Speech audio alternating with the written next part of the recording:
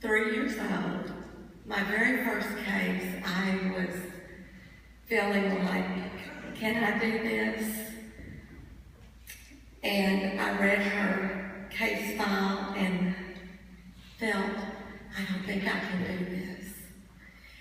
But it was followed by this overwhelming feeling of, oh my goodness, I have to do this. I have to step in, and this is so bad. I've never even known of a child, even when I taught, I hadn't seen a child that had this history. And so when I met Kara, she was so filthy when they brought her into care that they didn't know her hair was blonde. So when I met her, she was clean, but she was very malnourished, and her eyes were so telling of stories she couldn't tell.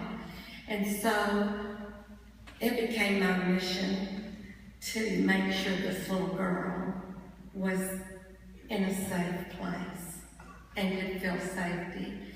The parents wanted her back, and so CPS arranged for them to meet at the CPS office for visitation, and I thought, I'm going to watch these visitations. I want to see what scares her so badly. And it didn't take but a minute to find out what it was. When her dad came anywhere close, she very slowly but intentionally moved away. And I thought, I'm going to do everything I can to make sure this doesn't happen for this little girl again. And so I went and met a great aunt and uncle, and we were about the same age, and I thought, wow, will they be willing to take this 3-year-old? And we sat around their dining room table with a cup of coffee, and they looked really sad, and they began to tell their story that their 21-year-old son had just been killed by a drunk driver a few years ago. And they were really struggling, and their grown daughter was struggling, but they didn't know how they would be able to do this.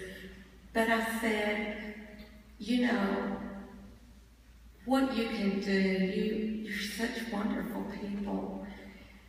I believe you could love this girl back to health, and back to safety, and back to life. And so Chuck leaned in, and he said, we will do it. And so a few years later, I kept in touch with them. I went over and saw them, and when Kelly and Kara got up to go get something for me to see, he leaned into me again and he said, remember sitting around that dining room table years ago and making this decision, and how we thought we were saving this little girl? I said, yes. He said, well, every day when the garage door comes open and I'm coming home from work, Kelly said, Kara begins to jump up and down and can't wait to see me. He said, she saved us. So fast forward 6 years from the day I met, 7 years from the day I met Kara. They moved to South Texas and for a job opportunity, and Kelly called and said, Kara and I are going to be in Dallas. Can we have breakfast? I said, oh, absolutely. Kara's now 10 years old, and when I walked in the restroom, they were in the restaurant. They were in a booth, this huge booth, but they were like this, sitting right next to one another, just laughing. And I saw this beautiful, blonde-haired, blue-eyed, tall 10-year-old, and her eyes full of love and life. What they didn't know is they began to tell me how she's at the top of every class and how well she was doing. After a few minutes, they went, Danny, what's wrong? And tears were just coming down my face. And I said, oh, I'm just so proud. But what they didn't know was that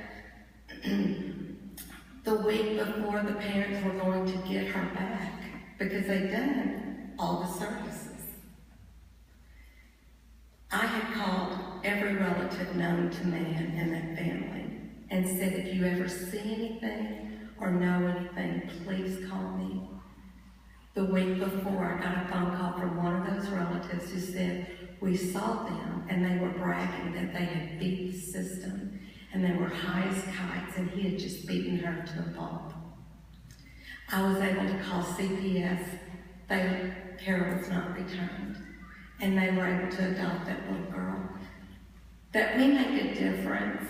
What we do is such an understatement that I'm not sure how to express it, except to say, thank you for listening, and will you be mindful and thoughtful of that you could do this too. You can make these differences. Thank you so much.